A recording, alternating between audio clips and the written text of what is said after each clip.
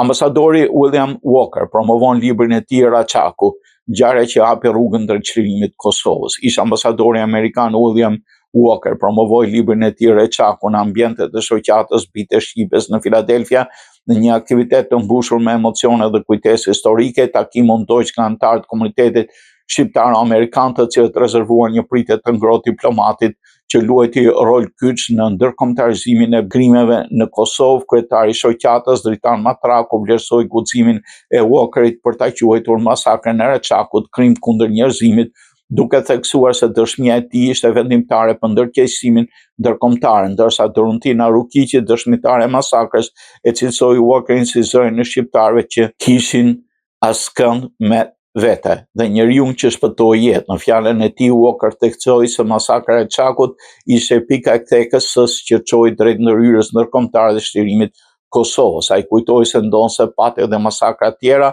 Raçaku bashkoi gjithë faktorët politikë që çuan në vendimin për bombardimin e Serbisë pas refuzimit të marrëveshjes së Rambujës. Walker përmendi gjithashtu rolin e liderëve perëndimor, përfshirë Bill Clinton, në këtë proces vendimtar. Duke folur për tashmen, Walker shprehu respekt të lartë për Kosovën, të cilën e cilësoi perl të demokracisë, duke vlerësuar ndërtimin e institucioneve demokratike, reflektimin e pakicave dhe ruajtjen e traditës shqiptare. Masakra e Raçakut ndodhi 15 janar 1999 dhe 45 civil shqiptarë të vrarë mbetën sipas tij ngjarja më trishtuese e jetës së tij, por dhe dëshmia që ndryshoi rrjedhën e historisë së Kosovës.